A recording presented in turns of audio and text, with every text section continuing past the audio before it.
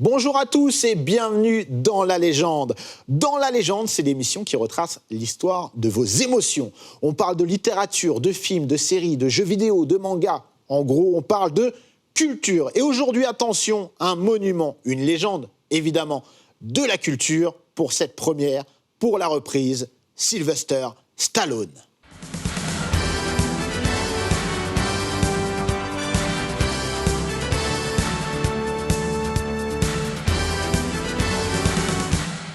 Et pour débuter l'année de la meilleure des manières, j'ai des invités incroyables, exceptionnels, en la personne de JB, Tess from the Click, créateur de contenu, auteur, artiste polyvalent.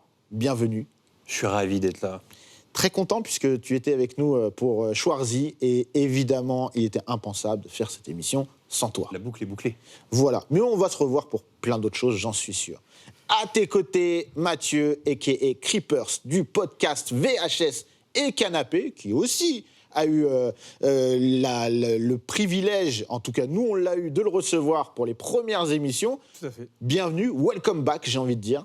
Ça fait plaisir. Ça fait plaisir. Parce que j'ai parlé de Jean-Claude, et là on va parler quand même d'un gros morceau du cinéma d'action, donc je suis très content d'être là aussi. Très content de te recevoir, et on salue toute la team VHS et Canapé, je conseille évidemment les podcasts. Merci. Et avec nous, David Da Silva, pour conclure ce trio de choc, auteur notamment de ce bouquin que je recommande à tout le monde, Sylvester Stallone, héros de la classe ouvrière. Alors, bienvenue, tu connais ton sujet, très bon bouquin, je le recommande. Je l'avais lu avant de t'inviter, donc je sais de quoi je parle. Écoute, merci pour l'invitation. Mais avec plaisir. Alors, messieurs, aujourd'hui, on s'attaque à un morceau incroyable. C'est la première de la saison, il faut se faire plaisir. On s'attaque à une légende et en préambule, j'ai envie de dire, une légende un petit peu écornée depuis un peu le début et à tort. Quelqu'un qu'on a relégué à un sous-rang d'acteur, alors qu'on va le voir, pas du tout. Mais j'ai envie qu'on commence d'abord par la jeunesse et les débuts de Sylvester Stallone. Évidemment, la jeunesse de Stallone n'est pas forcément celle qu'on pourrait penser. Messieurs, qui veut aborder en premier ce sujet ? Déjà, moi, j'ai envie de dire Cocorico, mon cher Sébastien Abdelhamid. Parce que Stallone est un peu français, puisque sa grand-mère s'appelle Jeanne Clérec, et elle est née à Brest. Du coup, il a du sang français, ça c'est cool. Et puis, pour revenir sur sa jeunesse quand même de façon plus précise, il démarre avec un handicap, Stallone, parce qu'il est né avec une paralysie faciale. Ça a souvent été moqué après. À cause des forceps, si je Exactement, donc il avait une paralysie, je crois, sur le côté droit du visage. Il avait une sorte de zozotement au début. Et en fait, finalement, quelque part, ça va un peu faire sa force aussi, ce côté singulier dans son visage par la suite. Mais il est très moqué à ses débuts à l'école. Ouais. Exactement. Même par ses parents. Ses parents ne vont pas forcément l'aider et le soutenir, on va dire, plus que ça. Ce qui va être considéré un petit peu comme quelqu'un de limité, juste parce qu'il va avoir une différence physique. Donc il va vraiment être un peu mis de côté comme ça et pas forcément aidé par soit ses camarades d'école ou même par ses parents. C'est un petit peu compliqué pour lui les débuts. Là, on parle de ça vraiment jeunesse, du coup, les premiers cours à l'école, etc. Donc c'est un élève comment, Stallone ? C'est un bon élève, hein ? Apparemment, il est renvoyé de plusieurs écoles. Ouais. Donc j'ai la réponse. Ouais, t'as la réponse. C'était pas un intello, mais par contre, il se met au sport très rapidement. C'est ce qui va un peu sauver sa jeunesse, en tout cas, à l'école. Ouais, c'est ça. Donc, football américain, la boxe, et un peu comme Rocky, quand Rocky, dans le 1, il dit j'ai développé mon physique plutôt que mon mental. C'était un peu Stallone quand il était jeune, quoi. Et il va voyager aussi, Stallone. Ouais, il voyage, il fait des études d'art dramatique à Miami. Après, il revient à New York. Mais avant, il va en Suisse. Il va en Suisse. Ouais, voilà, il va en Suisse. En fait, il va à l'école suisse. J'ai regardé juste avant cette émission une interview avec Michel Denisot, qui date de 92, et dans laquelle il dit qu'il est à l'école suisse pour justement apprendre le français. Est-ce que c'est en lien justement avec ses origines françaises, peut-être ? Peut-être. Information qu'on peut retrouver dans le Tabs Sylvester Stallone. Oui, bien évidemment. Que je recommande. Ouais. Et du coup, parce qu'on le voit, il est d'abord dans le sport, la comédie, l'art et le théâtre, ça va se développer quand, en fait ? C'est quoi qui fait qu'à un moment donné, Stallone, il s'intéresse à autre chose qu'au sport ? quand il va rencontrer, quand il va commencer un petit peu à s'intéresser à la comédie, c'est un peu ce qui va le sortir de la rue, et parce qu'il est en train de sombrer dans la délinquance complètement. Stallone. Ah, d'accord. Vraiment, il aurait pu tomber vraiment très très bas. Et c'est vraiment la comédie et le sport qui vont un petit peu le sortir de là. Il va vraiment se concentrer là-dessus. Et il va avoir envie de mettre tout dans la comédie et dans le métier d'acteur. Donc il va vraiment se concentrer là-dessus, il va pousser au maximum là-dessus. On va voir que ça ne va pas forcément très bien se passer tout de suite, parce qu'il va être physiquement catalogué aussi comme le gros dur, celui qui a un physique vraiment très musclé, qui représente plus un bad boy et qui va faire beaucoup de figuration. Et ce qui fait qu'il va vraiment s'accrocher pendant de nombreuses années jusqu'à ce qu'il explose véritablement. Mais son physique assez particulier ne va pas non plus l'aider dans le monde de la comédie. Et là, D'ailleurs, oui, non, je disais d'ailleurs, une de ses apparitions en tant que figurant les plus célèbres, c'est dans le Bananas de Woody Allen, où il joue justement un bad boy dans le métro. bien amené, je vous propose qu'on regarde justement l'extrait en question.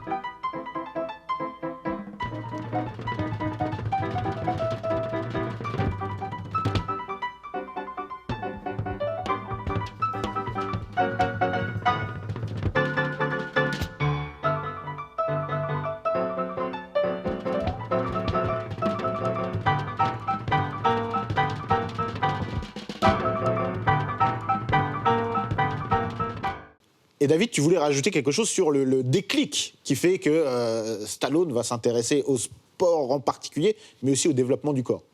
En fait, il était fan depuis l'enfance de Steve Reeves, qui était un acteur culturiste qui incarnait Hercule dans des peplums italiens. Donc il y avait déjà cette envie de ressembler à un acteur qui était fort physiquement, musclé et qui tournait des films. Donc je pense que c'est ça aussi l'origine de l'envie de Stallone de faire des films et puis de développer son corps ensuite. Ouais, et puis aussi, au-delà du cinéma, il y a quand même une appétence pour la littérature, pour le cinéma. Depuis tout petit, il est complètement fan de Edgar Allan Poe. Et d'ailleurs, ça a été un peu sa lubie toute sa carrière. Même encore aujourd'hui, il veut faire un film sur Edgar Allan Poe. Il écrit des choses là-dessus. Donc, il y a quand même un amour de l'art au sens global, quoi. Et tu disais tout à l'heure, Miami, c'est là où il prend ses premiers cours d'art dramatique. Parce qu'à la base, on ne l'a pas dit, mais à la base, il est de New York. C'est ça. Il grandit à Hell's Kitchen, on pourra en reparler tout à l'heure avec les tavernes de l'enfer. Et Hell's Kitchen, et après, il va déménager à Miami, Philadelphie. Mais à la base, c'est un New-Yorkais, quoi. Ouais, et puis les débuts sont très compliqués. C'est beaucoup de galères, quelques figurations, très peu d'argent, si bien qu'à un moment, il se retrouve complètement SDF. Il n'a pas de logement, il dort dehors, il dort dans des gares en général. Et c'est vraiment la grosse galère, si bien qu'il se retrouve obligé d'accepter un rôle pour un film érotique qui est après devenu assez connu, parce que quand... on va en parler L'étalon plus tard, italien. Mais quand Rocky est devenu un film culte, instantanément, les gens forcément ont ressorti ce film porno en mode, vous voyez, avant c'était un acteur pornographique, alors que pas du tout, il a juste fait un film pour gagner $200 parce qu'il était grave en galère, quoi. Alors, je vous propose qu'on aborde tout de suite, justement, l'avant Rocky. Alors, messieurs, comme tu le soulignais, JB, il y a un avant Rocky, parce que évidemment, c'est le rôle qui l'a révélé au grand public, mais avant ça, on a parlé du film de Woody Allen, notamment, mais avant ça, il y a quelques films où il fait de la figuration, où parfois il n'est même pas crédité. Ouais, souvent. Souvent. Mathieu, tu veux nous en parler? Quelques films notables?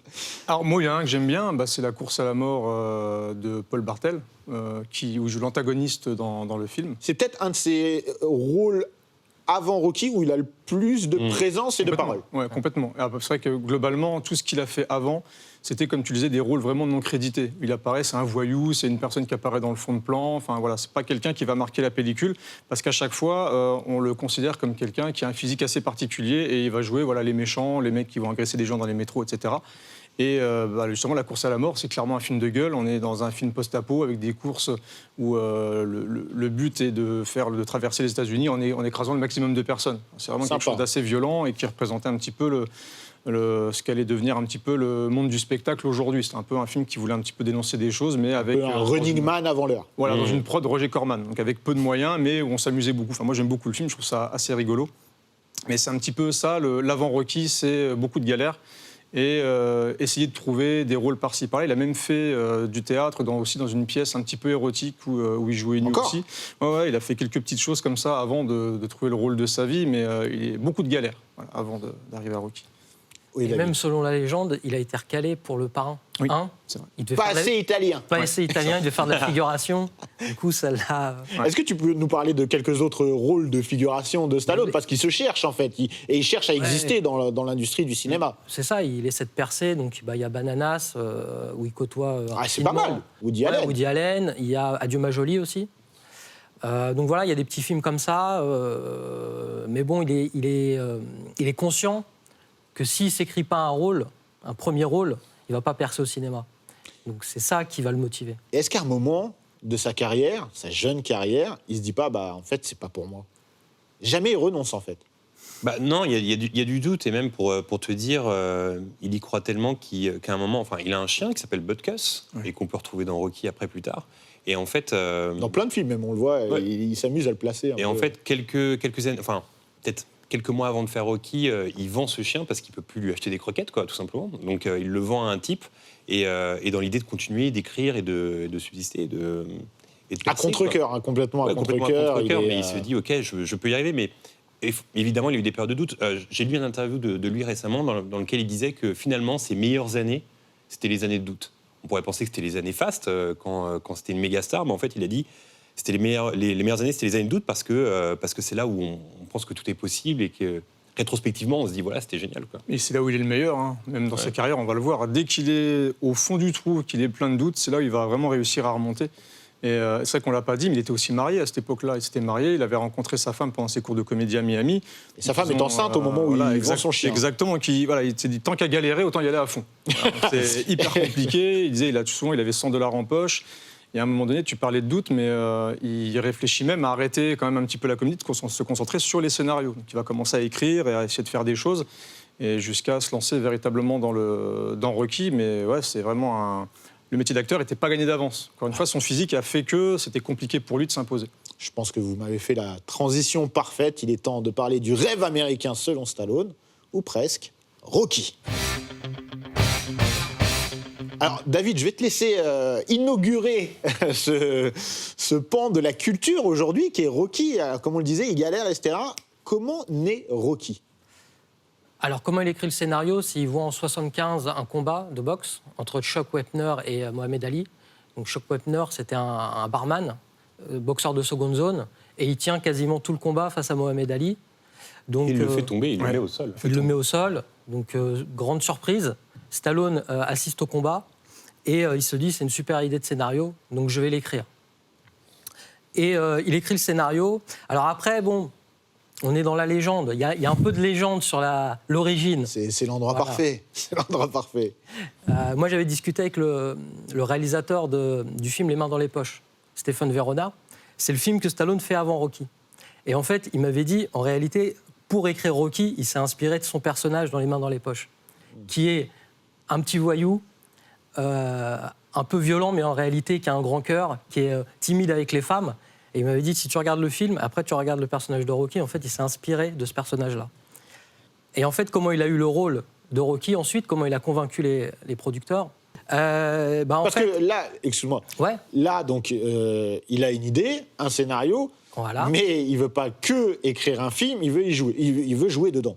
Il veut jouer C'est ce dedans. qui fait toute la différence. Mais comment il convainc les deux producteurs, Robert Alors quel Chartoff. producteur déjà? Comment il va Bah justement, c'est ça l'histoire. C'est Robert Chartoff et Irwin Winkler qui le voient les mains dans les poches et qui le convoquent parce qu'ils voulaient tourner avec lui. C'est ça l'origine. Ah, donc à ce moment-là, il y a quand même des producteurs qui le veulent. Bah bien sûr, parce qu'en fait, c'est un film où il se fait remarquer les mains dans les poches. C'est un film où il se fait remarquer, où il est bon. Et du coup, il le convoque et ils lui disent « on veut travailler avec toi ». Ils lui proposent des scénarios, mais en fait, ils se rendent compte que ça ne correspond pas à Stallone. Et ils disent « bon, bah voilà, on te rappellera, etc. » Et c'est là que Stallone il dit « mais si vous voulez, moi j'écris des scénarios. Je peux vous ramener 2-3 scénarios. » Il ramène 2-3 scénarios, et là, ils choisissent Rocky.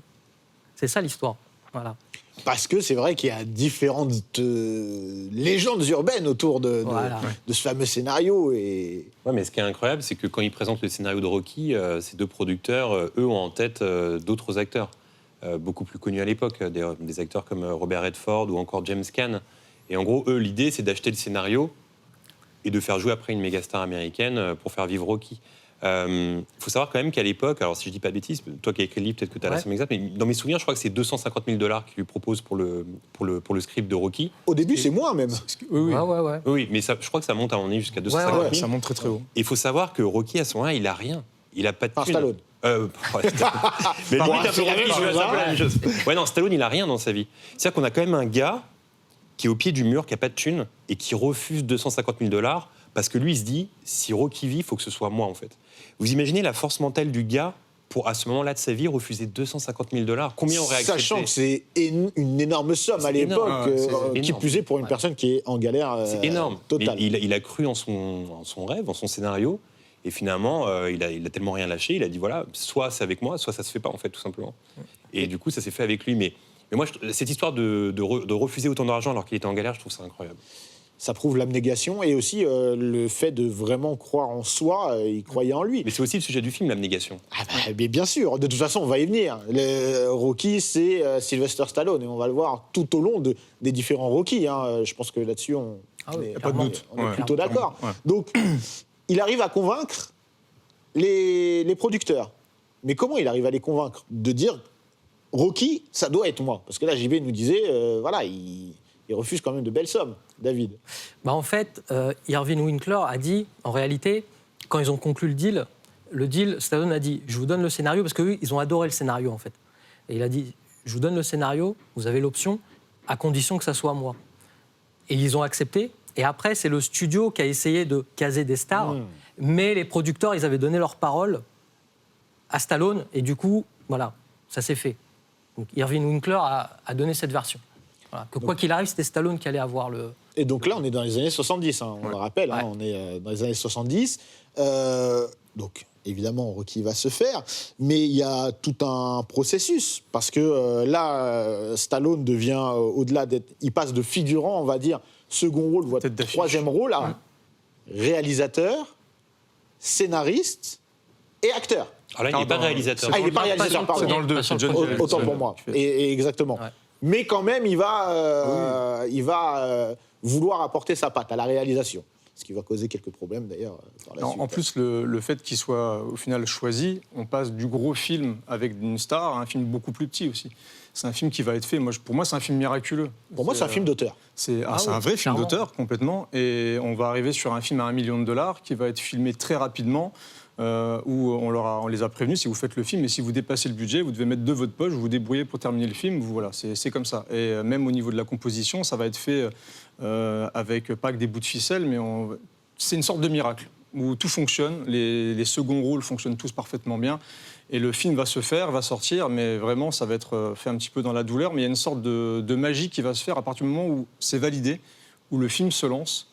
Quand tu regardes le film, c'est presque une évidence que c'est incroyable de voir le résultat final quand tu vois vraiment le peu de moyens, mais le cœur qui a été mis par Stallone pour faire ce film. En fait. Alors, comme on le disait, et comme tu l'illustres très bien avec ton livre, David, Stallone, c'est Rocky, en fait. Et dès le premier, c'est-à-dire que tout ce qu'on retrouve dans le film, c'est ce qu'on retrouve aussi dans sa vie. Les combats, c'est très métaphorique. Et contrairement, et comme je le disais dans le préambule de l'émission, contrairement à ce qu'on a voulu cataloguer et ce qu'on a voulu coller comme étiquette à Stallone, et au rôle de Rocky notamment, et au début, je dis bien au début au rôle de Rambo, mais on y reviendra après, c'est pas une brute qui tape sans réfléchir, c'est beaucoup plus cérébral, si j'ai envie de dire que ça. Aujourd'hui, un film comme Rocky sortirait, on le qualifierait en tant que film d'auteur. Je sais pas, David, ce que tu en penses, mais... Ouais, totalement. De toute façon, le premier Rocky, c'est un film qui reprend un petit peu l'ambiance du nouvel Hollywood. C'est film d'auteur avec un anti-héros, filmé en décor naturel, budget pas très conséquent, mais plein de personnages, voilà, des personnages travaillés. Donc il y a cette ambiance-là. Et donc voilà, c'est un film. De toute façon, il a gagné l'Oscar du meilleur film. Et dès le premier film, c'est ça qui est fou. Il faut savoir que quand Rocky sort, il n'est pas vu comme un film de bourrin. En fait, dans l'inconscient collectif, aujourd'hui, Rocky, pour les gens qui ne connaissent pas vraiment Stallone, c'est vu comme une franchise de bourrin, mais plus à partir du 3 ou du 4. Mais le premier, même le deuxième, finalement, le deuxième est très sensiblement équivalent au premier. Et comme tu disais, aux Oscars, ça cartonne. C'est à l'Oscar du meilleur film. Il faut savoir quand même que Stallone ne remporte pas l'Oscar du meilleur acteur, mais il est nommé, en tant que meilleur acteur et meilleur scénariste. Et les deux seuls qui avaient réussi à faire ça avant, c'était Charlie Chaplin et Orson Welles. Donc ça le place directement parmi les plus grands pour son premier film. À la différence peut-être parce qu'on a souvent comparé Schwarzy et Stallone, mais à la différence d'un Schwarzy, Stallone, c'est tout de suite un type qui était plus auteur, finalement. Et c'est ce qui va faire sa force, on le verra, mais aussi parfois sa faiblesse, parce qu'il va vouloir un petit peu trop contrôler les choses. Mais donc, on peut le dire d'ores et déjà, évidemment, on n'aura pas assez de temps pour parler de manière exhaustive de tous les films et de toutes les sagas, notamment de Rocky, mais on consacrera un dans la légende spécial à Rocky et un spécial sûrement à Rambo par la suite. Mais là, on parle de Stallone. Donc, comme tu le disais, JB, le succès critique et aussi en salle, et voir un film oscarisé, dès son premier film en tant que scénariste et en tant qu'acteur principal, ça change tout pour lui, David. Ouais, totalement. Il devient une méga star. Méga star, tout le monde veut le faire tourner. On lui propose même Superman. Au départ, c'était Stallone qui devait faire Superman. Ah oui. Ouais. Et finalement, il ne l'a pas fait. Et il tourne avec un grand réalisateur, Norman Jewison, et il choisit le projet Fist. Voilà. Alors Fist, c'est un film qui est peu connu, qu'il enchaîne juste après Rocky, où il joue un syndicaliste, mais qui est un très bon film pour moi, de Stallone. Et il n'est pas du tout dans des rôles comme on pourrait, comme tu le disais, après l'enfermer, ou on l'a enfermé de manière peut-être même sans le vouloir, quoi, involontaire. Non, et en plus, il joue... On est dans les années 70, il joue dans des films... un peu à la Serpico, finalement, parce que y a un film que j'adore qui s'appelle Les Faucons de la Nuit, qui est vraiment sous-estimé dans sa filmographie, je trouve. Et on n'est pas vraiment... Enfin, c'est un film policier, mais on n'est pas vraiment dans l'acteur bourrin, quoi. Il y a une patte très 70, très Al Pacino, très Dustin Hoffman dans les films qu'il fait après Rocky, quoi. Ouais, donc Faucons de la Nuit, Fist, il enchaîne quoi après il y en a plein. Il y a La Taverne de l'Enfer. La Taverne de l'Enfer. Qui réalise, première réalisation. Première réalisation. Mais à l'époque, en fait... quand le premier Rocky sort, il est comparé à Marlon Brando, Stallone. C'est dire la catégorie. Et après, son agent, c'était Stan Kamen, c'était l'agent d'Al Pacino. C'est pour ça qu'il avait des scénarios et il a tourné des films avec une ambiance un peu sociale, dramatique. Et bon, après, il va changer d'agent. Et c'est pour ça qu'il va aussi réorienter sa carrière vers le film d'action, plus. Alors, et puis, on va pas se mentir, il y a quand même une petite déception dans tout ça. C'est que finalement, tous ces films, ils ne rencontrent pas un succès de fou. Un Fist ne fonctionne pas du tout. Ouais, la plupart des choses qu'il va faire après Rocky, en plus, il a la réputation d'être pas forcément très conciliant sur les plateaux, notamment sur des films comme Fist ou À nous la victoire, où il réécrit pas mal ses scénarios, où il demande à ce qu'il puisse un petit peu intervenir sur le scénario, sur les personnages, etc. Et c'est souvent lui qui va être plus mis en avant que certains autres personnages. Et le problème, c'est qu'effectivement, ça ne marche pas. Donc il essaye de prendre un petit peu le lead à chaque ses choix de films, et ça ne marche pas. Voilà. Donc après Rocky, bizarrement, il n'arrive pas à se sortir d'un autre succès pour pouvoir enchaîner d'autres choses plus ambitieuses. Et tu as parlé de À nous la victoire, où il est co-star avec une autre star, Pelé. Voilà. Bon, un film qui restera pour moi pas mémorable. Non, qui n'est pas fou, mais qui n'est pas... Mais justement, ce qui est fascinant avec la carrière de Stallone, c'est que là, il est dans dans ce qu'on peut appeler un ventre mou après Rocky. Alors que ça devrait être tout l'inverse. Alors que ça devrait être l'inverse. Et finalement, j'imagine que ça va être une de tes transitions, mais le film qui va le sauver une deuxième fois, ça va être un film qui, quelque part, est un peu similaire à Rocky, à savoir Rambo en 1982. Alors, avant Rambo, il y a Rocky 2, non? Il y a Rocky 2. Ah, il y a Ouais, Rocky il y a 2. Rocky 2. Ouais. Mais justement, on va passer tout de suite à Rocky 2 parce que je pense, après arrêtez-moi si je me trompe, mais au vu de tous ces films, parce qu'il enchaîne pas mal de films qui sont des échecs ou semi-échecs comparés à Rocky, il se dit, bah, en fait, il n'y a que moi qui suis capable de relancer la machine. Ouais. Il est déjà dans une période de doute après pas le choix. avoir un succès incroyable. Donc en fait, il est monté très haut, c'est dur de rester à ça, et là arrive Rocky 2 dans un contexte de cinéma américain à l'époque où les suites Exactement. ne marchaient pas. C'était souvent nul, c'était souvent vu comme des opportunités commerciales. Tiens, on en reparlera peut-être plus tard. Mais là, Rocky 2, c'est tout l'inverse. Ouais, et puis en plus, ce qui est intéressant avec Rocky 2, c'est que le synopsis du film, finalement, ressemble peut-être un peu à sa vie du moment, dans la mesure où... Complètement. Dans Rocky 2, il revient, après sa victoire contre Apollo Creed, enfin, après sa défaite-victoire, il revient à sa vie d'avant, à travailler dans le Rungis américain, et puis finalement, il repart sur le devant de la scène parce qu'on convainc de le faire, et ça ressemble un peu à sa situation du moment. Et encore une fois, peut-être David, tu peux reprendre là-dessus. C'est vraiment, chaque Rocky, c'est une période de la vie de Stallone, quoi. Ouais, bah, totalement. Il y a une correspondance entre la vie de Stallone et ce qu'on voit dans les films de Rocky. Le premier, c'est un petit boxeur qui a une opportunité de combattre un champion du monde, comme le petit acteur Stallone a l'opportunité d'être la star d'un film. Dans le deuxième, il ne pouvait plus perdre, comme dans le premier, parce qu'il avait gagné l'Oscar. Donc là, il devient champion du monde, et puis ainsi de suite. Et puis après, il y a dans le 3, c'est le succès. C'est comment gérer le succès. Les nouveaux riches. Les nouveaux riches. Le nouveau Ouais, riche, les riches. comment retrouver l'œil du tigre. Les années Reagan, il y a tout qui change. Et ça représente des périodes de sa vie, mais ça représente aussi des périodes très marquées historiquement. Et on a donc les années 70, on a les années 80, on va voir les années 90 carrément. Et puis il arrive à se les approprier, c'est ça qui est, Exactement. il est vraiment très très fort là-dedans, c'est qu'il arrive vraiment à se mettre dans la mode du moment, et c'est ce qui va ressortir de tous les Rocky. Et en plus, Rocky 2, donc il avait déjà fait La Taverne de l'Enfer, mais là il va réaliser Rocky 2. En apportant quelque chose en plus par rapport au 1 en termes de réalisation. Hein. Tout à fait. C'est un petit peu plus nerveux. On sent encore une fois qu'il colle un petit peu plus à la tendance du moment. Il va un petit peu énerver tout ça. Les combats sont un petit peu plus bruts, je trouve. Enfin, en tout cas, moi, je trouve. Et ça fonctionne bien parce que même s'il reprend un peu les codes visuels de ce qu'avait apporté le premier film, il va quand même apporter sa patte sur ce Rocky 2. Et c'est vrai que, comme tu le disais, c'était pas habituel du tout. Alors déjà qu'un film de boxe cartonne dans le monde entier, c'est pas habituel du tout. Et qu'en plus qu'une suite, qu'une franchise s'installe autour d'un film de boxe, c'est quand même assez hallucinant et ça cartonne. Ça cartonne. Et là, qu'est-ce qui se passe après Rocky 2, messieurs? Il y a Rambo, il y a First Blood, et finalement, moi je trouve ça intéressant le parallèle entre Rocky et Rambo, parce que le premier Rocky, comme tu as dit, est vu comme un film d'auteur. Après, c'est devenu plus mainstream et action movie. Mais le premier Rambo, on est sur un film d'auteur aussi complètement. Ça vient d'un roman à la base. Et puis après, par la suite, c'est devenu des films un peu plus bourrins, quoi. Ouais. Finalement, c'est un peu comme Rocky, parce qu'à partir du 3, je dirais plus à partir du 4, ça devient un peu bourrin. Même si là, on parlait de l'évolution des Rocky, il s'attaque carrément à l'histoire et à la politique dans le Ah cadre, bah, finalement. c'est la guerre froide. Voilà, c'est la guerre Voilà. froide. Donc là, ça va au-delà des films de boxe, quoi. Autant le 3, pour moi, c'est un combat contre lui-même. En fait, Clubber Lang, Ouais. il représente un petit peu le dark side et toutes ses hantises et tout ce qu'il craint de lui-même. Pour moi, hein, je vais peut-être très loin. Ah, mais c'est ce qu'il était lui au départ, quelqu'un qui en voulait, et il se retrouve face à quelqu'un qui en veut aussi. Et comment vivre sa vie d'un petit peu de pacha bien installé, où il est un peu entouré d'or, vraiment une sorte de cage dorée où il s'est enfermé lui-même, où il fait beaucoup de pubs, etc. C'est là où même l'intro avec l'œil du tigre, c'est génial, parce que tu as tous des moments de sa propre vie qui sont repris chez les Muppets, etc., où il va un petit peu faire le fanfaron. Et au final, il va devoir affronter quelqu'un qui va même le mettre au tapis.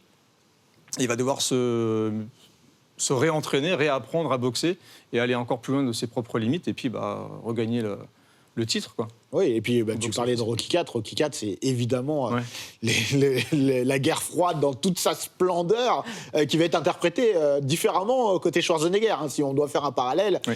avec double détente. Donc c'est assez marrant. Mais ouais, Rocky 4, c'est incroyable. Et on n'a même pas évoqué, mais évidemment, une des forces de Rocky, c'est aussi la BO, quoi. Oui. Que ce soit le score de Bill Conti.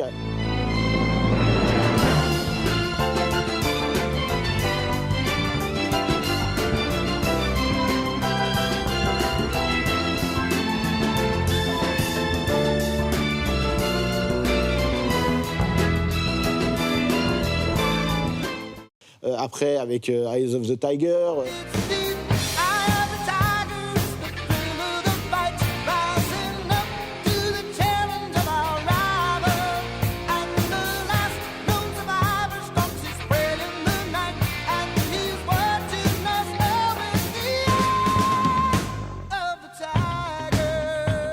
Il y a tout ça qui va transporter le film dans une autre dimension. Et ça rejoint ce que tu disais tout à l'heure. C'est un miracle le premier parce que tout a bien fonctionné jusqu'à la BO, quoi. Ouais. La BO est culte. Qui s'est pas entraîné sur oui, voilà. la musique de Rocky, et tu dis quelque chose de super important, c'est les moments de training dans les Rocky. Oui. Ça a installé quelque chose aussi, c'est-à-dire que c'est à partir de ce moment-là où on a des séquences dans des films montage, où les gens s'entraînent sur de la musique, dans la neige. Aujourd'hui, il y a tous les gens qui montent les escaliers à Philadelphie Moi, le premier. En se prenant pour Rocky. Voilà. Donc il a installé un truc qui est juste culte, en fait. Donc on est d'accord, Rocky, ça rentre dans l'histoire dès le début, on va dire. Ça le permet de s'asseoir. Donc on va passer maintenant, comme tu le suggérais, la transition de Rocky à Rambo. Parce que avoir un personnage culte dans une carrière, c'est énorme. Et c'est parfois dur, en fait, de s'en défaire. Qu'est-ce qui se passe dans la tête de Stallone quand, c'est après Rocky 2 qui va vers Rambo. Qu'est-ce qui se passe? Pourquoi il va vers Rambo? On lui propose le scénario. Voilà, il y a plusieurs acteurs qui refusent. Je crois Dustin Hoffman, Al Pacino. Et puis Stallone aime le scénario, donc il va le retravailler comme il fait habituellement. Et puis il sent que c'est un personnage qui a du potentiel parce que c'est comme un peu un miroir avec Rocky. C'est deux paumés, deux losers au départ et qui vont se révéler avoir un courage exceptionnel, une force exceptionnelle dans l'adversité. Donc il aime beaucoup le personnage. À la fin, le personnage doit mourir. Stallone refuse finalement, il réécrit.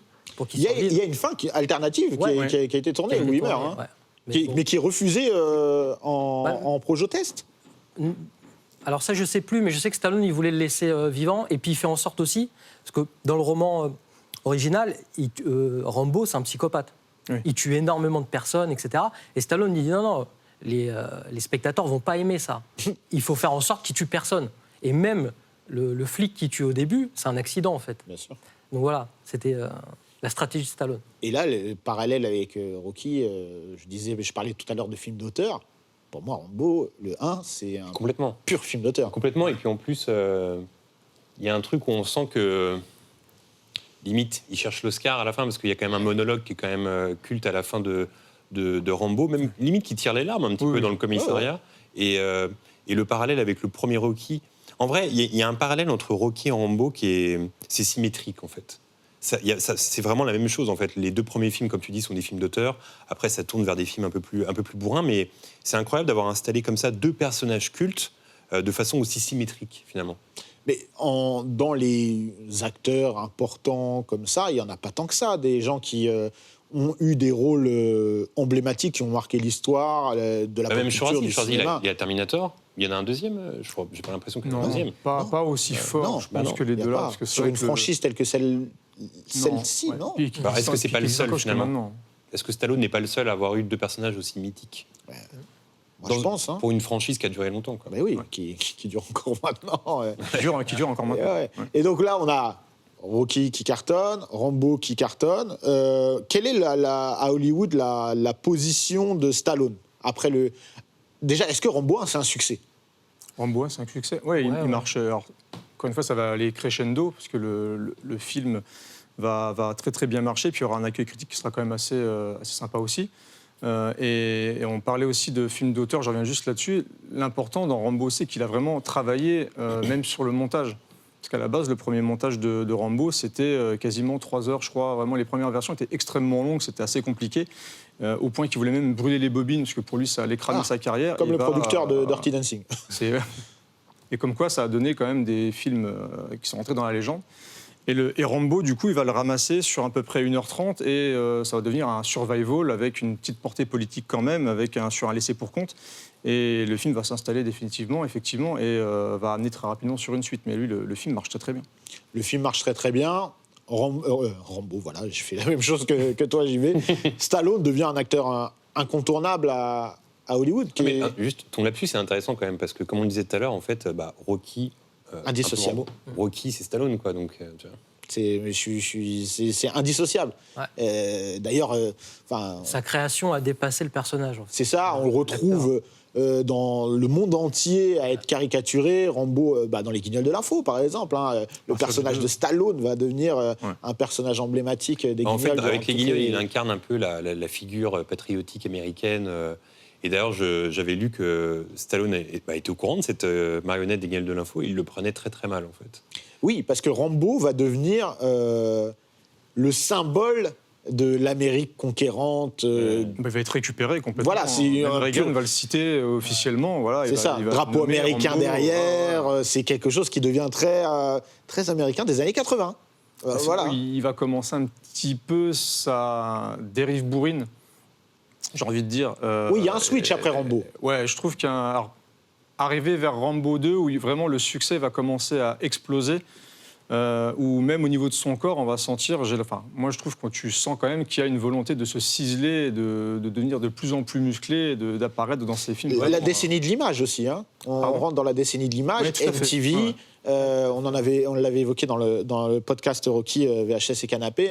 On voit des muscles saillants, huilés. Ça commence en partie avec une autre de ses réalisations en 82, si je ne dis pas bêtise, avec Staying Alive, avec Travolta. Ouais. Alors, c'est Travolta qui vient le chercher d'ailleurs pour Staying Alive, qui est... C'est chaud. Exactement. Et là, il y a plein de photos de lui complètement huilé, avec un bandeau dans les cheveux, à faire des sessions de danse avec Travolta, etc. Donc là, il y a quand même une évolution au niveau du corps, quoi. Je suis d'accord. David. Mais bon, c'était logique que Stallone reprenne La fièvre du samedi soir, parce que dans le premier, il y a le poster du premier Rocky dans la chambre de Tony Manero. Donc c'était, tu vois, le clin d'œil était sympa. La boucle est bouclée. La boucle est bouclée. Oui, mais Travolta avait senti le coup. Oui, parce qu'on le dit, Staying Alive, c'est la suite de La fièvre du... Je crois que c'est après avoir vu Rocky 3 qu'il choisit. D'accord. Mais ouais, après, pour moi, le changement, il y a ce truc un peu auteur, j'ai un Oscar pour Rocky, je peux m'insérer comme ça dans une carrière peut-être similaire à celle de Pacino ou ces acteurs-là. Et pour moi, il y a un changement à partir de Rocky 3 et de Rambo 2. Là, on rentre vraiment dans la méga star, avec des films vraiment gros budget pour un grand public. Et là, il s'échappe un peu de ce côté un peu plus auteur, quoi. David. Justement, quand on cherche un peu dans sa carrière, on comprend pourquoi il y a un basculement.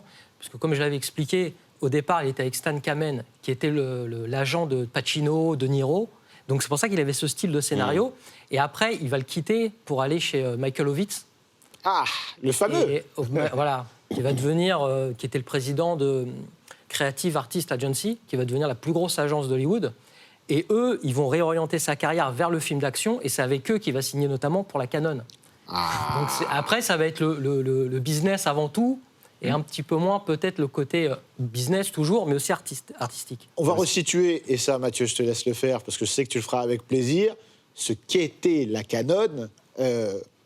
Allez, fais-toi plaisir. C'est la boîte à rêves des années 80. C'est un peu la maison des ninjas et des films d'action. Alors il y avait des bonnes choses quand même. Mais Terminator 2. Ce qu'on retient, non, ça c'est Carolco. Ah, Carolco, Ouais. bien joué. C'était la Carolco. Voilà. Je pense qu'ils auraient bien aimé avoir leur Terminator 2. Ouais. Mais malheureusement, c'est plus Invasion USA. Erreur fatale que je viens de faire. Voilà, donc Bloodsport aussi. Et Bloodsport aussi, tout à fait. Alors c'est arrivé vers la fin, ce qu'a lancé Van Damme. Mais la Canon va signer un contrat mais de dingue avec Stallone, puisqu'il va toucher pour Over the Top, je crois que c'est l'équivalent de 13 millions de dollars. Et quand tu vois le film, tu te dis, c'est dingue d'avoir accepté, après avoir fait des trucs comme Rocky, comme Rambo. Oula. Alors, attention, Oula. là on est entre nous. Moi j'aime bien le film, je l'ai relancé avec plaisir. Alors on parle de Over the Top. Mais attention, Over the Top, c'est le film qui nous a fait mettre à nous, enfants des années 80, la casquette à l'envers et bras de fer. Ouais. Mais c'est une super histoire entre un père et son fils quand même. Alors, c'est marrant, Over the Top, parce que quand tu le revois, moi j'ai découvert Over the Top petit VHS, mon Pareil. père qui avait enregistré tout ça. Et tu vois quand même le côté un étranger qui voit la vie américaine de manière un peu fantasmée, parce que c'est quand même très, très cliché, etc. Over the top, c'est le diner, c'est la gentille personne qui vient te servir du café. Le camion. C'est le camion qui est vraiment mis en avant, le coup de la casquette, les gros tournois de bras de fer. Donc il y a une sorte de... La BO de Giorgio Moroder. Oui, entre autres, Entre autres, tout à fait. Et moi, c'est un film que j'aime, mais c'est un peu la Madeleine quand même. Ah oui. C'est pas. David, t'es d'accord avec ça? C'est pas non plus, je trouve, un grand film, mais. Moi, je dirais que c'est pas un des meilleurs films de Stallone au niveau de la qualité, mais c'est un des plus cultes. Voilà, je pense qu'il faut faire la distinction. C'est vrai que moi, j'ai connu ça aussi, la casquette à l'arrière, les bras de fer dans la cour de récré quand il était diffusé la veille, le film. Donc voilà, c'est vrai que c'est culte. Ce qui est intéressant avec la Canon, c'est qu'en fait, ils vont proposer deux scénarios qui correspondent à Rocky et Rambo. Over the Top, c'est le film sportif familial. Et Cobra, c'est un peu Rambo, c'est le film d'action violent. Ah ben tu enchaînes, puisque là on passe en revue un petit peu les films post-Rambo, Rocky, durant la décennie 80, on va dire. Tu parles de Cobra. Cobra, c'est un film très ambitieux à la base. Ouais, et je tiens à dire déjà que Cobra a la meilleure catchline de l'histoire des affiches dans l'histoire du cinéma, parce que c'est... Le crime est un poison, voici l'antidote. Ouais, ça, c'est magnifique, ça. Mais juste, enfin, il y a tout. D'ailleurs, Cobra, qui va inspirer bon nombre de... on ne l'a pas dit, mais bon nombre de planches de Ken le Survivant. Parce que le personnage de Ken le Survivant est un mélange de Stallone et de Bruce Lee aussi. Et il y a plein de cases du manga qui reprennent Rocky, on a Dolph Lundgren dedans, etc., qui reprennent Cobra, et on a une planche absolument fabuleuse où vraiment Kenshiro, c'est Stallone dans Cobra. Avec limite, l'univers colle presque, parce que t'as les méchants avec les haches et tout. Ah oui. Mais en fait, pour moi, Cobra, c'est l'anti-Rocky. C'est-à-dire que, bizarrement, dans Over the Top, tu as quand même le côté humain. Moi, ce que j'aime bien dans les films de Stallone, même dans les plus mauvais, généralement, j'arrive à sauver le film grâce à l'aspect humain qu'il arrive à faire ressortir des personnages ou même des scénarios. Dans Cobra, il n'y a pas ça. Dans Cobra, c'est vraiment l'extrême de l'extrême où il va aller dégommer... coupe sa pizza avec des ciseaux. C'est marrant parce qu'à chaque fois qu'on parle de Cobra, on parle de cette scène. Mais elle est incroyable. C'est même pas une scène qui sert le film. Mais non. Mais juste, en fait, pour les gens qui n'ont pas vu Cobra, il est dans son appart, il revient un matin, il prend une vieille pizza de la vieille, puis il la coupe au ciseau, il prend même une petite part comme ça. Et c'est juste nul, mais c'est devenu culte, en fait, c'est trop marrant. Après, moi, je trouve que la scène d'intro de Cobra, c'est une des scènes les plus efficaces. Je me rappelle d'avoir vu Cobra en séance sur TF1, les fameux 2 films du dimanche. En deuxième partie de soirée, je tombe sur cette intro, je suis juste subjugué. T'es cinglé. Et je vais te soigner. Non, mais voilà, en fait, c'est ça. C'est aussi le début de la punchline à tout. Voilà, c'est ce que j'allais dire, en fait. Cobra, c'est aussi le début des films à punchline, quand il est dans le supermarché et que le terroriste dit je vais faire tout exploser, et qu'il dit pas grave, j'irai faire mes courses ailleurs. Génial. Tu vois, c'est incroyable. Et en fait, ça a été repris après dans Die Hard, dans plein de films et tout, et c'est devenu la décennie des punchlines, en fait. Bien sûr. Et même Rocky 3. Hein. Rocky 3, c'est le Rocky des punchlines, on va pas se mentir. Hein. Clubber Lang, c'est le spécialiste. Hein. Et Cobra, par contre, faut dire quand même que Stallone refuse le flic de Beverly Hills pour faire Cobra. Ouais. Il refuse, ou on refuse son scénario plutôt. Oui, en fait, il refuse de l'interpréter comme il est écrit à la base, donc il veut réécrire le scénario. Il va réutiliser le scénario pour Cobra. Voilà, il réutilise le scénario. Je préfère que les choses aient été faites ainsi. Hein. Et puis Cobra, c'est la version de Stallone de l'Inspecteur Harry. Ah oui. Voilà. C'est un hommage flagrant, notamment avec son partenaire, Rémi Santoni, qui était le partenaire de Clint Eastwood dans le premier Inspecteur Harry. Mais parce que Stallone aime beaucoup Clint Eastwood, en tout cas la carrière de Clint Eastwood. C'est un modèle. Voilà, il s'en inspire énormément, réalisateur, scénariste, etc., et même dans le type de rôle. Cobra, ça marche pas terrible. C'est pas son pire résultat, c'est pas Over the Top, parce qu'Over the Top, il a fait un gros bid, hein, c'est assez incroyable. Mais Cobra, il marchouille un peu, mais c'est pas par rapport à ce qui a été investi, on va dire, dans les films.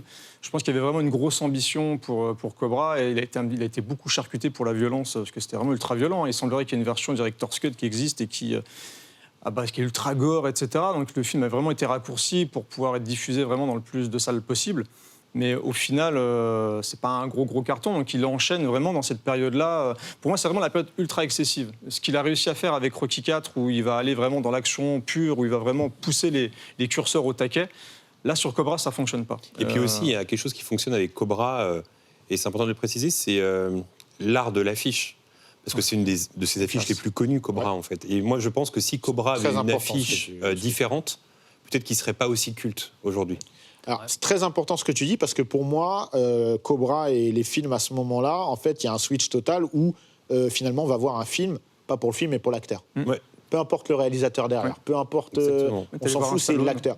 Stallone va évoluer dans un monde à ce moment-là où les actionneurs, et il est un peu aussi à la base de ce type de film, où on va être dans une période où on va avoir évidemment la rivalité Schwarzenegger-Stallone, on va voir émerger par la suite, après quand même, Bruce Willis, Steven Seagal à moindre mesure, Van Damme, on a vraiment tous ces mecs musclés Bruce Willis un peu moins, qui viennent prendre qui viennent prendre en otage, j'ai envie de dire, le cinéma. C'est l'âge d'or de la testostérone et des explosions, quoi.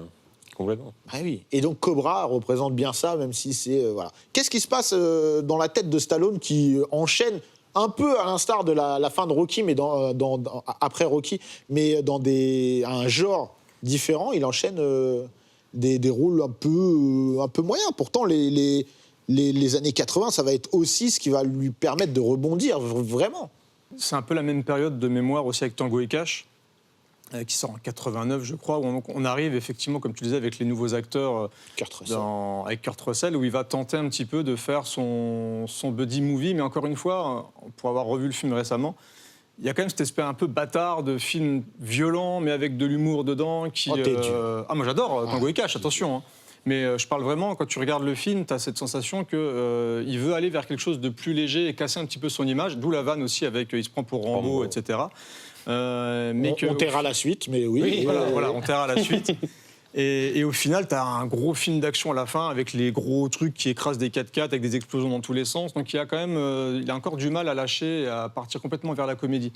Je pense qu'il aurait peut-être mieux fait de garder l'action avant de faire de la comédie. Alors pour moi, juste avant de te donner la parole, David, Tango et Cash, c'est un de mes films préférés. C'est la quintessence pour moi du buddy movie / actionneur.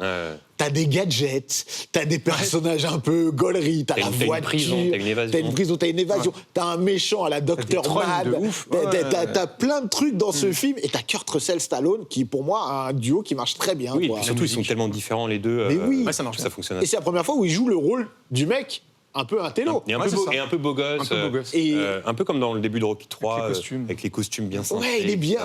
On sent qu'il les lunettes, ça change un truc, les lunettes. Sa petite sœur. La reprise d'ailleurs de Police Story au début, avec le bus et le camion.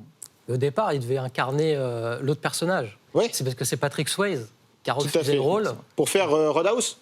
Ouais, il me semble. Et puis du coup, il a dit non, du coup, on prend Kurt Russell et moi je fais l'autre rôle, plus intello. Donc ça a été aussi. Moi, je trouve que ça marche très très bien. Donc on a Tango et Cash à cette période-là. On a quoi d'autre on va évidemment haute sécurité. J'adore. Haute sécurité, génial, incroyable. On retrouve le cœur, je trouve, le côté plus. Il y a du simple. Rocky. Il y a du Rocky dans son personnage. Haute sécurité, film incroyable que je conseille à tout le monde. Univers carcéral. Première fois qu'on retrouve d'ailleurs Stallone en prison, je crois. Ah, quoique. Tango et Cash, c'est après, je crois. Ouais, c'est ça. Il y a même une petite vanne dedans. Est-ce que vous me promettez que j'irai pas en haute sécurité Des petites références comme ça. Puis la musique de Bill Conti est géniale aussi. Encore une fois, et on ne l'a pas souligné, mais attention, tous ces films-là, pour moi, la VF, elle est intouchable. Intouchable. Stallone est incarné par globalement 2 comédiens de doublage, mais à chaque fois, c'est vraiment incroyable. Donc on a Haute Sécurité, Tango et Cash, Arrête où ma mère va tirer. Et il y a Rambo 3 aussi. Ah, Rambo 3 là. Oui, parce qu'on s'est arrêté sur des films d'auteur. Après, on a dit. On parlait de Rambo 3, mais Arrête où ma mère va tirer, je trouve que c'est. C'est avant ou après Ah non, c'est avant, c'est 88, Rambo 3. Alors, parlons de Rambo 3, my bad, et après, on ira sur Arrête où ma mère va tirer. Rambo 3. Les amis, je pourrais en dire plein de choses, mais pour moi, ça a été la caricature de Stallone En fait, je pense que c'est ce qui l'a enfermé dans un rôle de bourrin.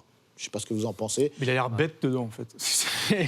Quand tu regardes. Ça, c'est lumière bleue. À quoi ça sert La preuve, c'est passé à Nanarland, Donc là, le coup de la lumière bleue, donc ça montre un petit peu le niveau. Puis tu as le coup aussi des chars, ça va être dur de les encercler. Donc c'est compliqué, mais il a vraiment l'air bête et il fait la gueule tout le long du film. Ouais. C'est très bizarre. Il a vraiment l'impression de ne pas être là, de ne pas avoir envie d'être là. Donc je pense peut-être qu'il n'avait pas envie d'ailleurs. Mais c'est dommage qu'il y a quand même des belles images dedans. Oui. Il y a des choses quand même plutôt sympas. Moi, j'adore mais, Rocky 3. Pour moi, c'est Rambo.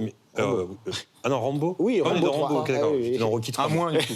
Oui, d'accord. L'intro est différent. géniale. Regarde, L'intro je du me film disais, est attends, mais il est géniale. pas bête dans Rocky 3. Ah, il y a un décalage là. Dans Rambo 3, c'est vraiment, il a l'air vraiment bête tout le long du film. Ouais. C'est assez incroyable.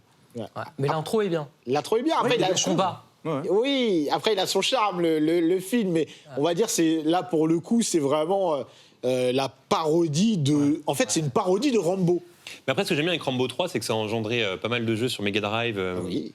Master System, qui était assez cool d'ailleurs, Avec une belle jaquette. avec une très belle jaquette. Et puis, moi, j'aime assez ces Rambo 2 et Rambo 3 parce que on est dans le côté, on s'en fout, c'est bourrin à 100%. Bah, surtout le 3, hein, Ouais, voilà. franchement. Mais il y a ce côté, en fait, c'est assumé à fond, en fait. Ouais, ce tout à côté fait. Ouais, bourrin. 382 morts à la minute, il flingue tout le monde. Et puis encore une fois, on est dans le culte parce que ce personnage de Rambo, qui n'est pas le même personnage que le premier Rambo, il a été après parodié dans Hot Shot, par exemple. Ah, bien Donc, sûr. c'est-à-dire que ce personnage marque tellement qu'il est parodié dans un autre film qui, en plus, cartonne.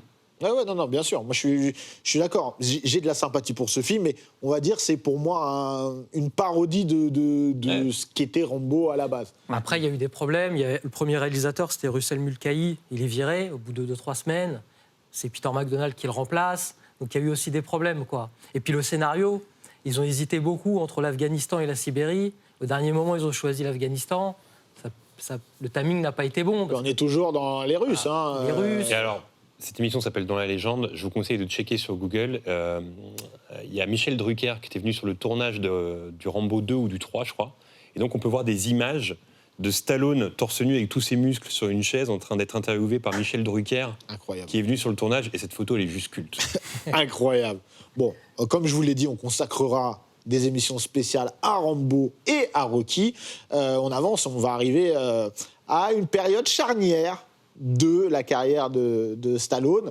On va parler des années 90 et puis des années 90 contestées et contrastées.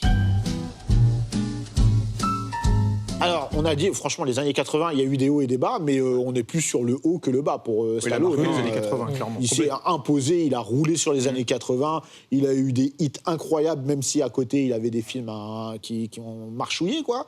Mais il s'est imposé en tant que Rocky, même si c'est la fin des années 70, et en tant que Rambo, et en même temps en étant désormais une star incontournable, incontestable. Je pense que c'était même la star mondiale dans les années 80. Hein. Ouais. Il était connu dans le monde entier. Après, il y a eu Schwarzenegger qui est venu titiller. Pour moi, Schwarzenegger grandement. va s'imposer vraiment dans les années 90. Complètement. Terminator 2. Avec Terminator 2 notamment.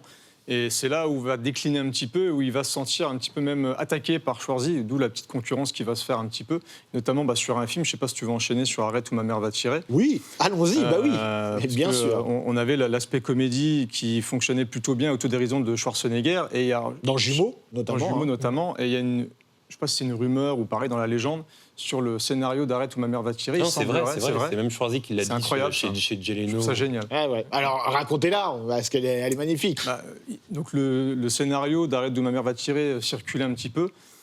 Schwarzy, qui était justement en concurrence avec Stallone à cette époque-là, Mais c'était l'avait assez vu. sain, hein, leur concurrence était assez Complètement, saine. c'était vraiment à hein. base Après, il de se pique, haïssait, attention. Ouais, C'est au plus début. maintenant, c'est au ça. début. Maintenant, ça va. Voilà. Et là, il a lu le scénario, il a dit ouais, c'est pourri.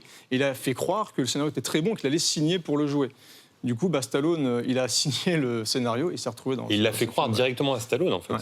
Il a souhaité que Stallone ait l'information Ouais. pour que Stallone Il joue voulait dans le film. saboter le. Mais on a eu quand même une réplique culte, c'est « Arrête ou ma mère va tirer ». Après, C'est moi, quand le même- film, voilà. je l'aime bien, en fait. Moi, C'est nul, attention. Non, j'ai beaucoup de Mais sympathie je pour l'aime ce bien. film. Il est pas bon, le film.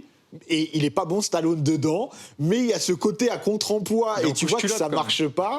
Ouais, et elle nettoie le flingue et tout. Et j'ai beaucoup de sympathie aussi pour cette vieille dame. Ouais. Il y a un truc qui il est pas bon le film. On Moi, va tu pas me se dis, mentir. on le regarde là, je prends du plaisir. Oui, tu vois. moi aussi, Je suis des content. chips, voilà. Je suis contente.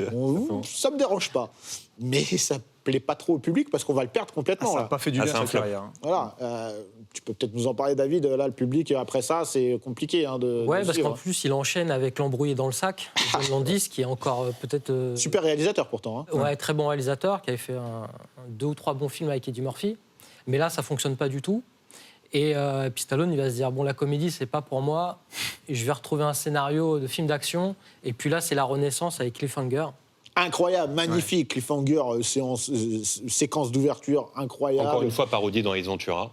Oui, Oui, et entre autres, oui, mais c'est vrai. Donc quasiment tous les gros films de Stallone deviennent des parodies. Ça marche très très bien au box-office avec Cliffhanger, donc ça marque son retour. Ouais. Et puis il se dit, Schwarzy fait de la cartonne avec Terminator 2, et lui aussi il veut faire de la SF. Ah. Et là arrive pour moi une pépite. C'est une pépite, j'imagine que tu parles de Demolition Man. Bien sûr. Et c'est une pépite, et pour moi, c'est. Demolition Man, je crois que c'est 1993, si je ne dis pas de bêtises. Oui. Et pour moi, ça représente la toute-puissance de Stallone, quoi.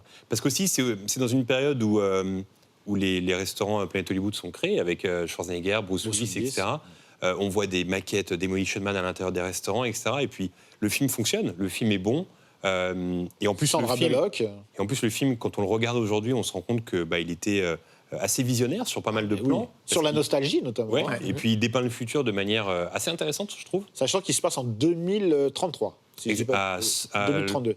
Sol Angeles, un truc comme ça. Ouais, c'est ça dans le. Ouais, c'est ça. San Angeles ou quelque chose Ouais, comme Los ça, Angeles. Il y a eu un grand tremblement de terre. Exactement. The Big One est arrivé. Exactement. Voilà. Et moi, c'est un film, à chaque fois que je le revois, je trouve qu'il n'a pas vieilli, quoi. Non. Tout Alors, fonctionne. et puis on n'a même pas Il y en a dit un grand méchant, l'antagoniste. attention. Ouais, Wesley Snipes. Peut-être, Ouais. j'allais dire peut-être le meilleur rôle de Wesley Snipes, mais Un des plus j'ai marquants, envie il est de le incroyable dire. dedans. C'est pour moi. Il y a une énergie dedans. Il est mais c'est incroyable. incroyable. on a- ouais, il est habité par Dennis Rodman, on dirait. Et surtout, il y a un truc qui marque aussi, c'est sa teinture jaune. Oui, Ça, c'est un bah truc oui. qui marque, teinture d'ailleurs. Ibrahim Ba. Oui, voilà, c'est ça, bien évidemment. Qui marque les gens parce qu'on se souvient de cette teinture jaune. Et à la base, il ne voulait pas la faire, cette teinture jaune. Et c'est Dennis Rodman qui l'a convaincu. Lui-même se faisait des teintures jaunes avec les Bulls.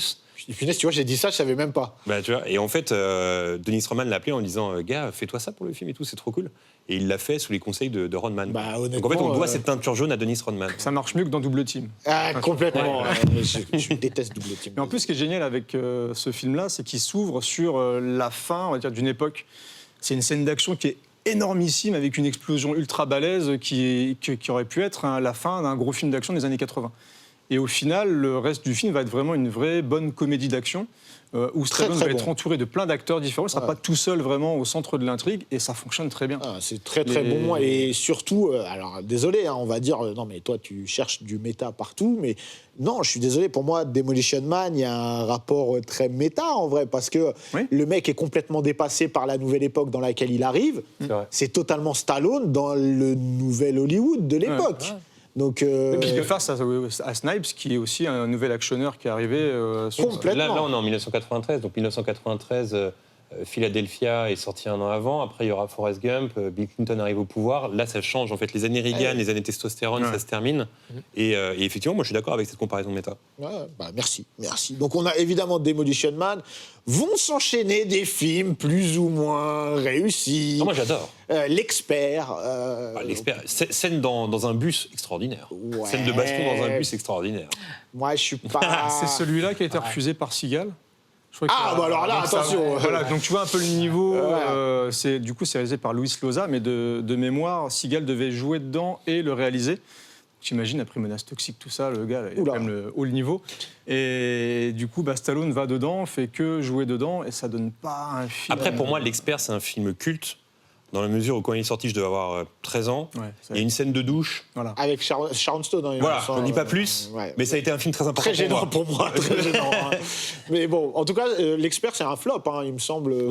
Pas tellement. Hein. Ah bon? Il fait 150 millions de dollars. Ah, quand même, ok. Je crois. un flop critique, en tout cas. Voilà, un flop. Critique, oui. En tout cas, en critique, ouais. C'est pas bon. Et là, il se dit quoi? Il se dit, ouais, moi, je veux repartir vers ce que j'aime, c'est la science-fiction actuellement. Et il va faire un. Juge Dredd. Creeper, c'est un de tes films préférés. Hein. Contractuellement, je suis obligé d'en parler à cause d'un de mes collègues de VHS et Canapé, Bilou, pour ne pas le nommer, qui adore ce film. Moi, je l'ai vu au cinéma. Merci la CAF, j'ai payé avec les tickets temps libre. À l'époque, j'allais au cinéma avec ça. Après, avec du recul, c'est pas non plus le pire film qu'il ait fait. Il y a des choses. Moi, j'aime bien Judge Dredd. Mais- Après, c'est adapté d'un comics. Il a avoué qu'il n'avait pas du tout lu le comics avant. Tout ce qu'il fallait pas faire, entre guillemets. Après, en tant que film d'action, il y a des choses techniquement qui fonctionnent bien. Il a pris un petit yes man pour réaliser la chose, histoire d'avoir un petit peu la main sur le projet. Et ça donne quelque chose d'assez particulier, parce qu'il y a un côté, tu sens qu'il y a une volonté de faire quelque chose de violent quand même. Donc il doit y avoir une version director's cut aussi avec plus de violence, notamment avec la famille de cannibales, tout ça. Oui. Moi, ce qui me gêne dans le film, c'est qu'on a eu Demolition Man, où on a un univers futuriste qui est super bien retranscrit, même à l'écran. Ça fait pas du tout tourner en studio et tout. On a vraiment on a des voitures vraiment. Là, on a les motos qui sont cool, mais je trouve que ça fait très fake en fait, très cheap. très cheap. Mais ça a son charme quand même. Bon, on va pas faire 2 heures sur des. Non, mais il a du charme. Avec du sur recul, il a du charme. Mais c'est pas ce que ça aurait pu être à mon avis. On est d'accord. Après, il y a des likes. Mais moi, j'aimerais qu'on aille jusqu'à. Daylight, super. Daylight, moi j'aime bien. Cool, Et j'aimerais passer aussi un film, je sais pas si on va en parler. Viggo mais... Mortensen dedans. Ouais, c'est vrai. Je vous le rappelle. Mais j'aimerais quand même parler d'un film. Moi, c'est un film que j'adore, peut-être dans mon top 5 des films avec Stallone, c'est Assassin de Richard Avec Donner. Banderas. Avec Antonio Banderas, j'adore ce film. Alors, j'avais une très mauvaise image de ce film dans ma jeunesse, j'avais un très mauvais souvenir, et il s'avère que je l'ai regardé il y a quelques années, je me suis dit, en vrai, c'est pas si mal que ça. Non, c'est super. C'est J'adore sympa. Assassin, sympa. Mais Assassin, c'est quoi, 98, 97 95, comme ça 95 Il me semble. Et pareil, on y voit aussi un parallèle entre le jeune Banderas et un tueur à la retraite qui veut prendre sa retraite, Stallone. Voilà, C'est un super film. Et puis de toute façon, Richard Donner sait filmer des films d'action. Enfin, même pas que. J'ai envie de te dire, c'est... Mais oui, Assassin. Et puis après, va arriver quelque chose pour moi qui est fondamental et qui peut-être va montrer au grand public les vraies qualités du jeu d'acteur de Stallone, c'est Copland. Alors, mes amis, Copland, pour moi, c'est incroyable. Copland, pareil, je le mets dans mon top 5 des meilleurs films de Stallone, mais Copland, pour moi, c'est un film qui est intéressant parce que c'est donc réalisé par James Mangold, son deuxième film, après un film qui s'appelle Evie, qui était plus intimiste. Et donc, Copland, ça arrive en 97, et pour moi, ce film, c'est très paradoxal parce que c'est peut-être la meilleure prestation de Stallone depuis le premier Rocky. Oui. Mais à côté de ça, ça marque la fin de sa carrière, enfin de sa première carrière en tout cas. Tout à fait. Parce qu'après 97, il n'y a pratiquement plus rien en fait. Driven. Oui. En vrai, Driven, j'ai passé un bon moment, mais c'est pas marquant. Mais Copland, donc pour ceux qui n'ont pas vu le film, il joue un shérif. Alors il a grossi pour le rôle. C'est plus le il a pris Stallone combien, 14 kilos, je crois, 13 ou 14 kilos. C'est plus le Stallone musclé qu'on avait eu l'habitude de voir. C'est un Stallone tout empâté, qui est sourd d'une oreille, si je ne dis pas de bêtises, et qui est un loser en fait, qui se fait insulter par ses collègues, etc., qui n'est pas pris au sérieux. Et donc on a là pour la première fois. Et moi, au milieu d'un casting de ouf. Ah oui, il y a De Niro, Ray Liotta, il y a pas mal de choses. Incroyable. Mais moi je me souviens qu'à l'époque, donc quand le film sort, je dois avoir 15 ans, et je me souviens d'articles d'époque où les gens étaient en mode c'est quoi ce Stallone-là là, on comprend pas quoi. On a tellement été habitués à des films où c'est le mec sûr de lui, puissant, etc. Et là on a un loser. Et les gens étaient un peu partagés entre le est-ce que c'est bien, est-ce que c'est pas bien, on comprend pas trop ce qu'il fait là. Parce qu'on avait enfermé Stallone dans une case. Il s'était lui-même enfermé. Pardon ? Les gens n'assument pas d'aimer Stallone. C'est très bizarre d'aimer Stallone. En fait. Exactement. Parce qu'à l'époque, le cinéma d'action, c'était le cinéma d'action. Les acteurs de cinéma d'action, ça devait faire que ça pouvait pas jouer autre chose. C'est pour ça que je dis que pour moi, Copland, c'est un petit peu le rôle qui va le révéler au grand public en tant qu'acteur à part entière. Il est incroyable. Pour moi, il est formidable. C'est pour moi un de ses meilleurs rôles, David. C'est un de ses meilleurs rôles, c'est un film à la Scorsese, mais il faut savoir que Stallone, il a été déprimé après le film, parce que je pense qu'il s'attendait à une nomination aux Oscars, ce qu'il méritait, parce qu'il est très bon dans le film, et finalement, il n'a rien gagné. Et il a dit que ça l'avait déçu. Et puis, il a été mal vu aussi à Hollywood, parce que juste avant, il avait fait Daylight, où il avait eu un cachet énorme. Ça a été un des plus gros cachets d'Hollywood. Et là, il n'avait rien pris pour Copland, quasiment. Et à Hollywood, on l'avait mal pris, ça, justement. Il avait signé un contrat en fait, de 60 millions de dollars chez Universal pour faire une dizaine de films, je crois, un truc comme ça. Et juste après, donc, il a fait Daylight. Et juste après, je crois qu'il est payé 200 000 $. Il a pris le minimum. Tout le monde a joué au minimum sur Copland.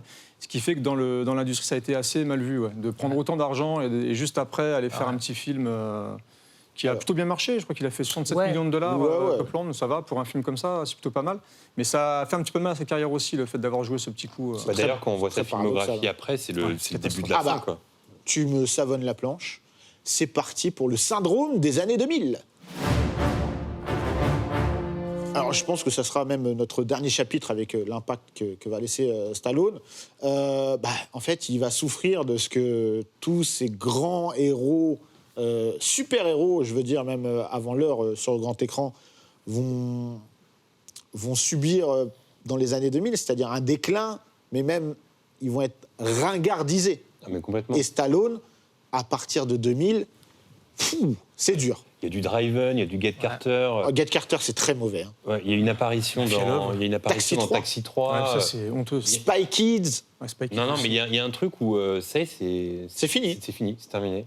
C'est terminé, et en fait, on a tous ces films qu'on vient de citer jusqu'à, donc de 2000 à 2004-2005, jusqu'à la renaissance du Phénix, avec finalement son premier amour, Rocky Balboa, qui pour moi est peut-être un des 3 meilleurs Rocky. Oui. C'est un film très émouvant. Moi, je me souviens, je l'avais vu au cinéma et je m'attendais à quelque chose de raté. Moi aussi.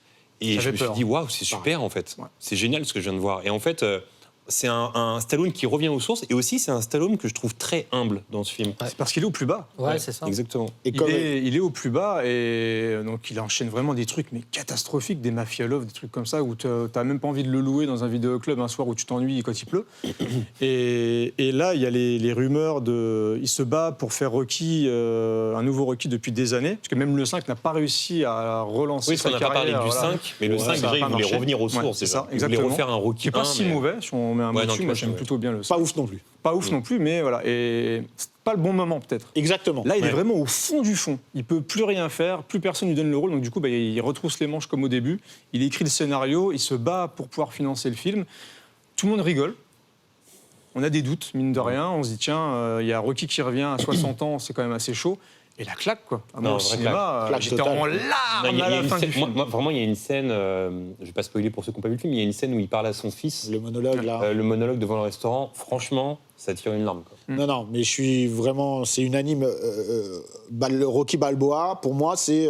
encore une fois, je me répète, mais c'est un pan de sa vie qui va retranscrire, qui va réécrire dans ce film où on l'a dit, il est ringardisé, mais Ouais. même dans le film, c'est un vestige du passé. Ouais, Mais Les ça, gens et puis- le respectent ouais. pour Il ça, est mais accroché sur un mur, quoi. C'est vraiment exactement. c'est une photo sur Non, un et mur. puis dans le film, il y a cette phrase qui dit souvent et qui devient une sorte de pas de running gag, mais à chaque fois il dit j'ai la bête intérieure en moi en fait.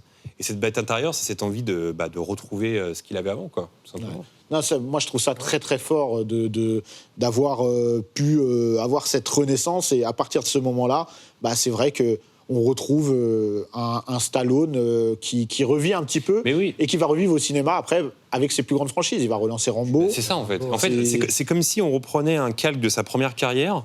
Et à partir de 2006, il commence à refaire pareil. Il refait un Rocky, il refait un Rambo, et ça marche parce que le premier Rambo est bien reçu également. Donc il y a un côté où on a une deuxième. Puis après, il y a Expendables, où là, du coup, c'est.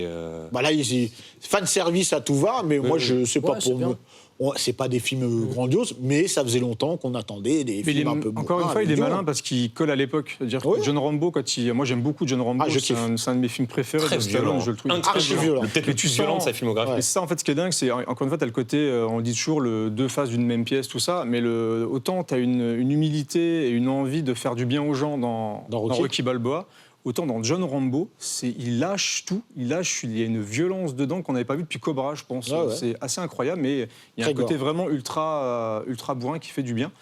Et là, il va comprendre l'air du temps, le côté fan service commence à s'installer par-ci par-là. Et là, il va avoir l'idée de rassembler effectivement les Expendables. Et alors moi, j'aime beaucoup le 1. Ça commence pour moi à décliner un petit peu après, parce qu'il n'y a pas non plus trop de clins d'œil, trop de coups de coude. Ah ouais, tu Moi, préfères pas le 2 au 1? Ah non, je préfère le 1. Mais moi. Expendables, en fait. Le 2, moi, je trouve qu'il y a un que- scénario, en fait, là où il n'y en a Ouais. pas sur le 1, vraiment. Expendables, Ah, mais je trouve pas que c'est vraiment. clairement une franchise qui est jouissive sur le moment quand tu la vois au cinéma. Pourtant, moi qui les ai tous vus au cinéma une seule fois, je n'ai pratiquement aucun souvenir de ces films. J'ai en souvenir la baston avec Van Damme, parce que Van Damme a un personnage Avec quand le même couteau, qui marque, ouais. quand il crache sur Van Damme, etc.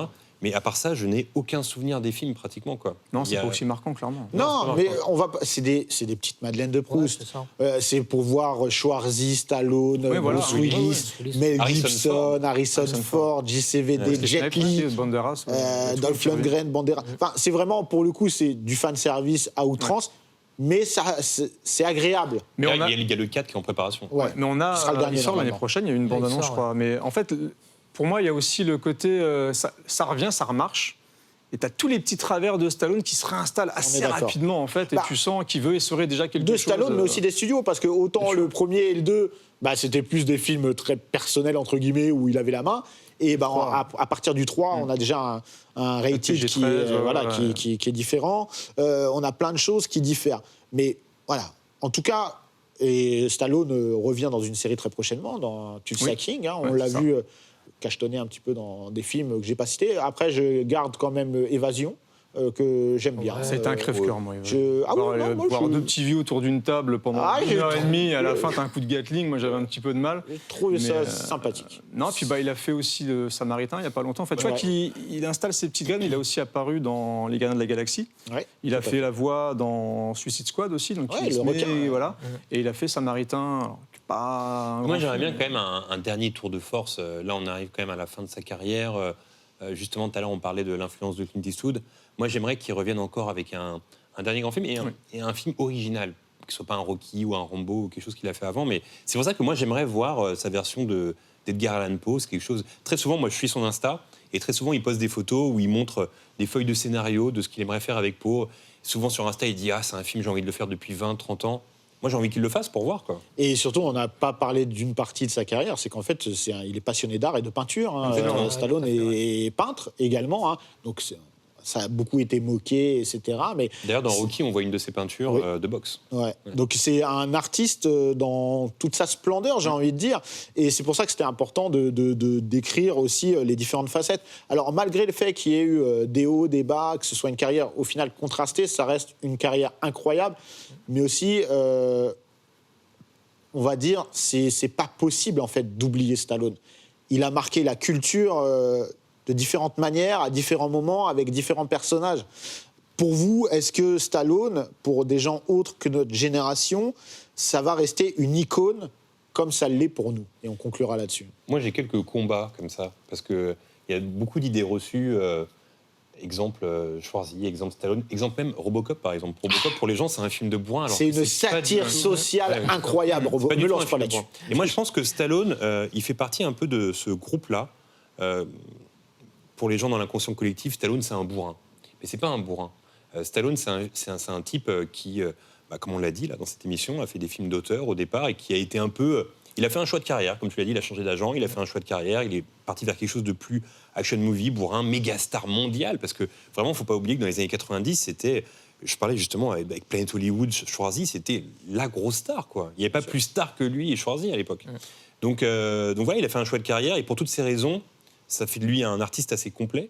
Et puis aussi, quelque chose qu'on a oublié de citer, c'est que il y a quelque chose de très émouvant dans sa carrière, c'est qu'il remporte le Golden Globe des années plus tard pour Creed, il me semble, pour sa prestation dans Creed. Et je conseille à tout le monde d'aller voir la remise du prix, parce qu'il y a quelque chose de hyper émouvant, comme si Hollywood lui disait « merci pour tout ce que tu as fait ». Ouais, je suis d'accord. Mathieu? Non, clairement, ça fait partie des...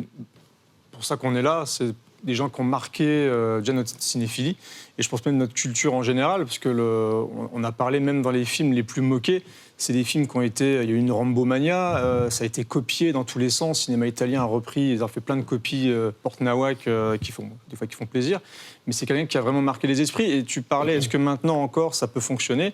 Il apparaît dans Mortal Kombat, il apparaît dans Call of Duty. Il apparaît dans plein de choses, et je pense vraiment que Rambo, je crois qu'il y a une série qui est en préparation, qui va reprendre peut-être des origines ou des choses comme ça. Je pense vraiment que c'est des sagas qui vont rester. On le voit avec Creed. La jeunesse de Rocky qui va se faire. Il y a pas mal de projets. Peut-être que j'ai confondu avec Rocky et Rambo, mais ça va rester. Je pense clairement. En plus, on est vraiment dans une tendance où on aime bien reprendre certaines choses. Il y aura Creed 3, alors il n'est pas dedans, mais ça reste quand même dans la saga Rocky. Donc il va rester. Et ces films, Rambo et Rocky, ont fait date, et je pense vraiment qu'on s'en rappellera très longtemps. David? Je pense qu'il faut préciser que c'est un grand acteur, parce que c'est quand même un des seuls acteurs à Hollywood qui a eu une nomination aux Oscars pour un rôle, Rocky Balboa, en 1977. Et en 2016, pour le même rôle, il a été nommé aussi. Il ne l'a pas eu, c'est dommage. Parce que je pense qu'il mérite un Oscar, rien que pour sa carrière. Donc c'est dommage qu'il ne lui ait pas donné. Donc ça prouve déjà à quel point c'est un grand acteur. Et puis au niveau des films, je pense que Rocky Balboa, c'est un personnage universel. C'est-à-dire qu'il a 40 ans, 60 ans, on en parlera encore, parce que c'est un personnage qui parle au public. C'est un loser qui veut se prouver d'abord à lui-même qu'il est capable de faire quelque chose. Et ça, je pense que c'est un message universel. Et c'est pour ça que le personnage, il est aimé partout dans le monde. Ouais, je suis d'accord. Ouais, puis souvent, ça revient dans les motivations. Il y a un truc de faut se relever, en fait. Quand ça va mal, faut se relever, et c'est un film qui motive. Moi, j'ai envie de conclure cette émission avec... Je ne sais plus qui de vous disait ça, c'est qu'il avait déclaré qu'en fait, c'était dans les moments les plus difficiles, c'était les plus beaux moments de sa carrière. Mais en fait, on peut le comprendre, parce que c'est peut-être dans ces moments-là où il a créer les plus belles choses. C'est là où tu te bats. Ouais. En tout cas, merci messieurs. C'était Merci à toi. très intéressant, très émouvant, pardon. Et merci à vous de nous avoir suivis pour cette reprise de Dans la légende. Et évidemment, je vous l'ai dit, on fera une Rocky, une Rambo, parce qu'il faut s'attarder là-dessus. Et on se retrouve très bientôt pour un nouvel épisode de Dans la légende.